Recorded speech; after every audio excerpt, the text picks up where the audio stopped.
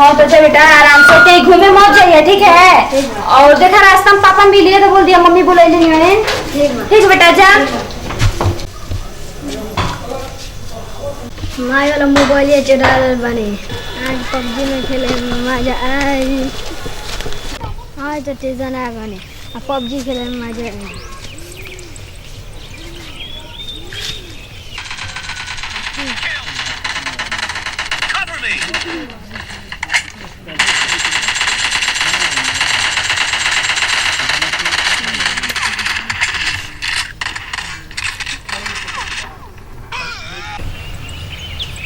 खेत तो पतिए गई। चलो अब तनी घर चलल जाओ।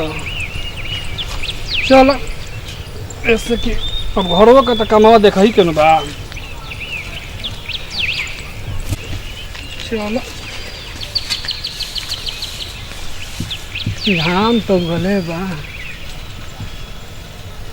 लड़का का ई का करते या जाई तो क्या करते है? अरे ऐसा क्या करते है? हम का छिपैला है पीछा बा। अरे माई वाला मोबाइल वाले कइल बारे का। हां तो काहे ले जावे? तोरा पढ़े खातिर विदा कइले तो मोबाइल चुरा के ले जावे एकर मतलब बता। पढ़े में मना लागला तो का करबे? फोई करबे है पबजी खेलत रे। उम्मीद तोर पबजी खेले के रे तोर तोर मोरल को फाड़ दे। चल चल घर पबजी खेलता चल।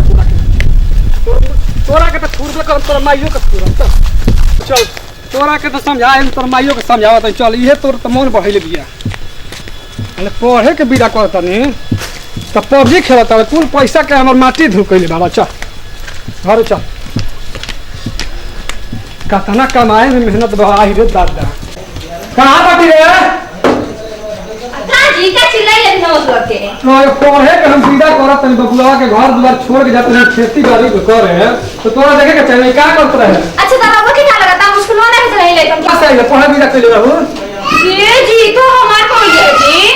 तेरा के सुधार दे खेला तो पबजी दिमाग के तो एकदम बहिस अब मार के ले गइला कुछ कर सब कुछ का गइला हम स्कूल में जानी ना पीसा मोर ले जाए छोड़ दी मत मारी।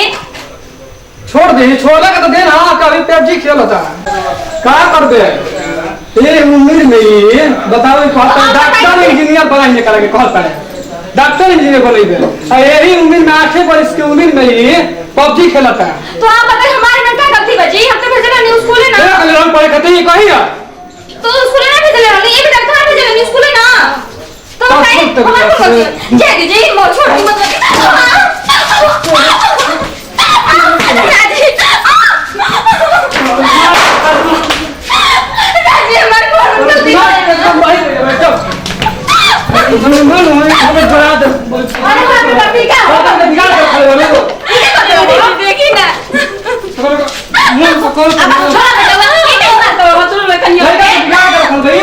भविष्य का आगे जाके बताए ना हमारे को गलती भाई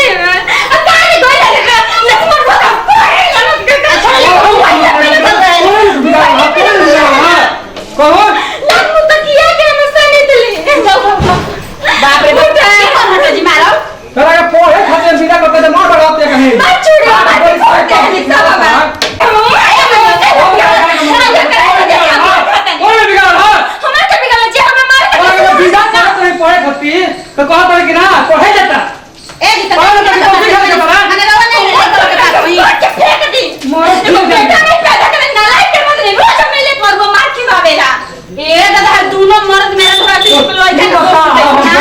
नहीं बताओ 12 वर्ष पे जब हो तो का करी बताइए हम कहां जाए पीछे पीछे हम जाए देखे खातिर तो बेटा का कर तोरा देखे के मोबाइल कैसे तो कैसे गायब भइला। हां ये मोबाइल खुद ढूंढा था ना बिला अगर मोबाइल के पता बा मोबाइल चुरा के पबजी खेलता ही बताओ तो तू माने हमार बतिया ना सुना के कोशिश करम जा हैं बोलो अपन में लड़े कटे के बना लड़ कट के मर जाए जब लड़े कटे के बात नहीं खेल लइका के भविष्य के बात के ना है फोन पे माने बतिया ने अपना मर के मारे हां वहां पहले बड़ा लोग हैं बुझे तो बतिया वाला मुश्किल करे बना मार के फेंक दिया बात है। जब 9 वर्ष की उम्र में पबजी खेला था तो 22 वर्ष के बाद में क्या करी जब आइले तब वो प्यार से पहले समझाई जाती पहले मार के मुआ देनी है तोरा के तो हम समझाते रहे पूछते रहे तो हमारे पे घोपता रहे। अजी कहां से चले रहली ए सुनाओ के ना चो है तू मत हला कर मार बुझा त मैं गांव के जना दे बुलो ले बोलो पूरा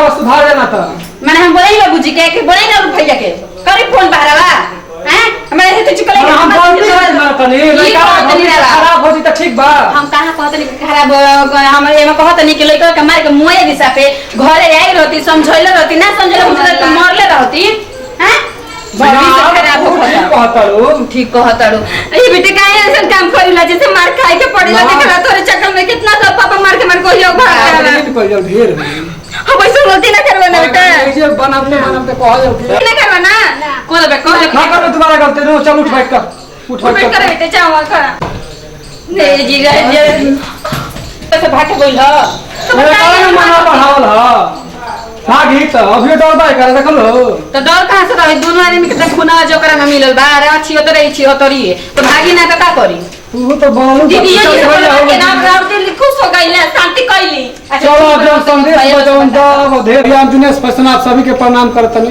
नमस्ते प्रणाम हम बनी प्रियंका प्रीत नमस्ते प्रणाम हम काजल सिंह बोलत नहीं रहो सब कैसे को वीडियो देखनी है आजकल के लड़के जमाना में क्या करता है कैसे लोग 9 साल के 8 साल से अपने हाथ में मोबाइल ले जाता PUBG भाई फ्री फायर भाई लोगन खेल के कितना पर मन बढ़ा देता हमारे लड़के पागल भी हो जाता है माई बाप अपने बेटा के भी खो लेते हैं सब काम नहीं कर जला ये सब गलत काम है अपने लड़कन के ये हमारे लोगों के संदेश देता नहीं आप लोग अपने लड़कन बच्चन के सुधार के रखें मोबाइल कबो हाथ में मत दिए अगर मोबाइल दे नहीं तो समझ लिया आपके लड़का हाथ से फिसल गए ऐसा गलती दोबारा मत करो सब कैसे हम निक कहेंगे अपने लड़कन के मन बढ़ा देनी है का जी सही पता नहीं ना एकदम सही कहत ना ये हाल होइला बदल अब पिटाई हां पता नहीं वो सब कैसे वीडियो में ये संदेश देत बानी तो कैसे हमनी गलत काम करनी है सर सब गलत काम ना करत देखनी है ना कैसे पिटाइया हमारा तो बाबू लोग ने याद कला तो लोग ऐसे ही पिटाई पे PUBG में खेल रहा था इस सब गलत काम है पढ़ाई में मन लगावा इस सब ना खेले थे और देखनी है ना जी लोग का कहनी है अपने बात के फर्ज तो बहुत अच्छा से निभाई नहीं है तो हर एक बात की ये बात होला अगर बेटी बेटा गलत रास्ता पे जा तो कसाई जरूर बम भतारी के बनल जाला जरूर मारल जाला जब मारा ना जब लड़के में सुधरिया ना कहूं का जी सही कहता है सही बात है समय समय पे बाप के भी कठोर बने के चाहिए